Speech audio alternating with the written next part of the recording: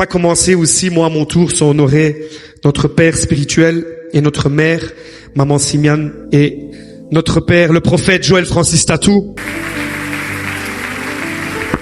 On les honore. Quelle grâce de les avoir dans notre vie. Un orateur disait il y a pas longtemps, on a tous une histoire à raconter, tous un témoignage à raconter, et c'est vraiment une grâce. Vous savez que des gens peut-être cherchent à le rencontrer, l'écrivent, comment le rencontrer, etc. Honnêtement, je ne cherchais pas à le rencontrer. Mais quand Dieu a décidé quelque chose, ça se produit. Ça se produit. Et on était, pour la petite histoire, je vais la faire courte, mais on était en juillet 2023. On était dans un moment où on se posait beaucoup de questions quant à notre destinée, notre avenir spirituel. Et on était là en recherche, Seigneur, qu'est-ce que tu veux? On avait déjà l'église. On avait l'église, on avait les personnes. Mais notre désir et notre prière, ça a toujours été, Seigneur, nous ne voulons pas faire ton œuvre seul. On ne veut pas être seul. Non pas que j'ai peur, non pas que j'ai besoin de quelqu'un nécessairement à côté qui me tient par la main.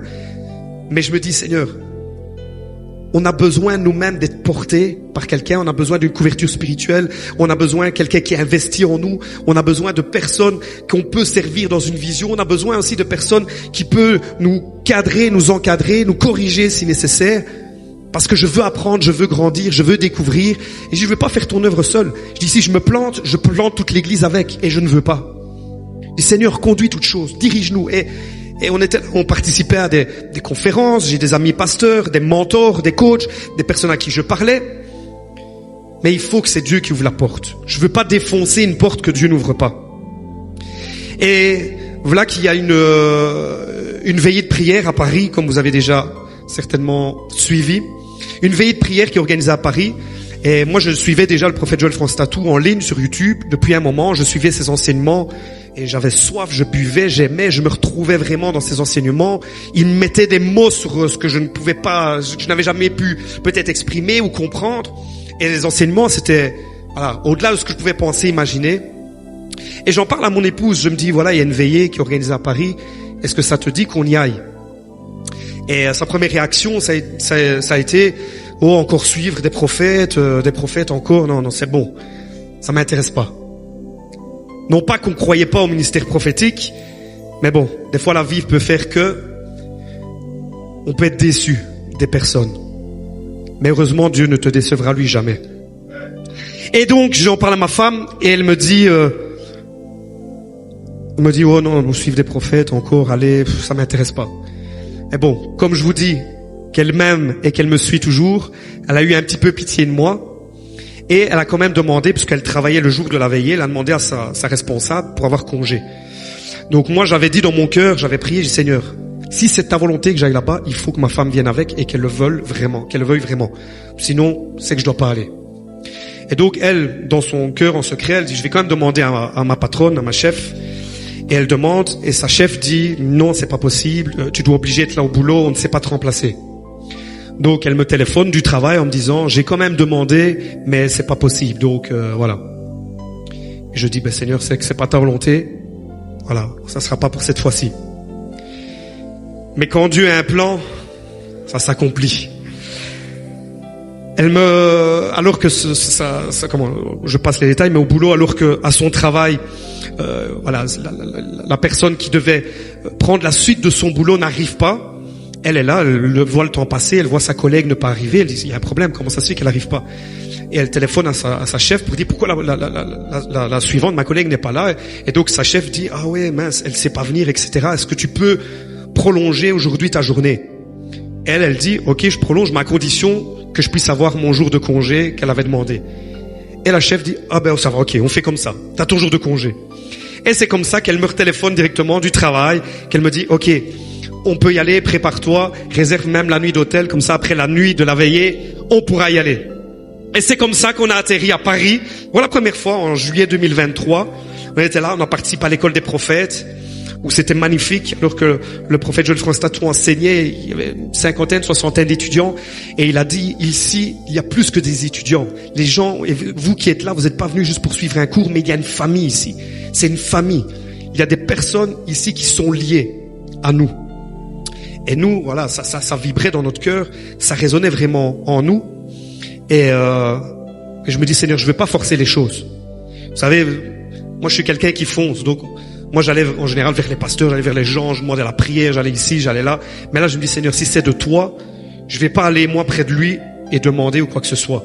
Et je le vois même à un moment, il était tout seul, à la pause de l'enseignement, il est seul là à table, je me dis, qu'est-ce que je fais? Je dis non, je reste dans ma tête, je dis, Seigneur, ça doit venir de toi, je ne vais pas. Et donc j'attends la pause, puis le cours reprend, et voilà, le cours se termine.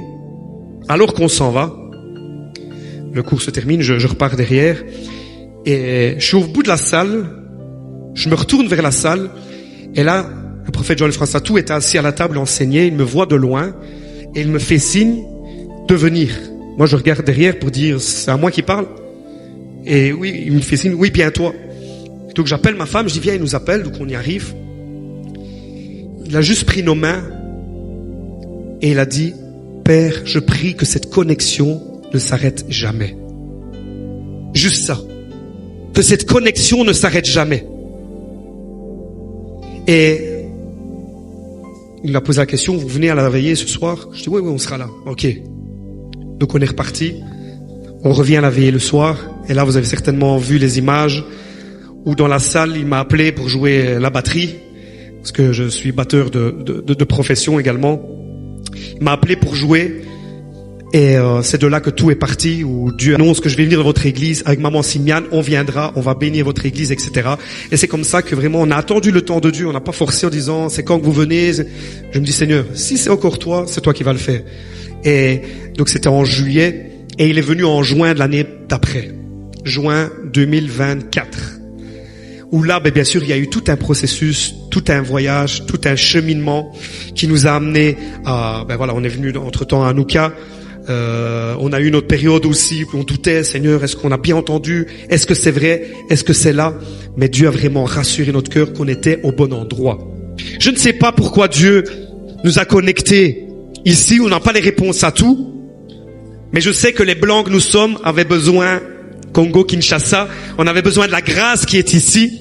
Parce qu'il y a vraiment une grâce, non seulement dans cette maison, mais dans cette ville. Vous êtes bénis. Vous êtes bénis. Quand je vois l'apôtre Léopold Mutombo qui est venu également le mois passé à Charleroi et on a pu servir également à ses côtés. Quand je vois le pasteur Marcelo, quand je vois les prophètes héritiers, le prophète Joe Grace, quand je vois l'apôtre Jonathan Mongali, enfin, vous êtes bénis. Vous êtes bénis. L'évêque Espérance Macadi, voilà, toutes les personnes que j'ai pu découvrir ici. Et bien sûr, comme on dit chez nous, la cerise sur le gâteau, mon père spirituel, donc le prophète Joël Francis Tatou, où voilà, ça a été une grâce, cette connexion.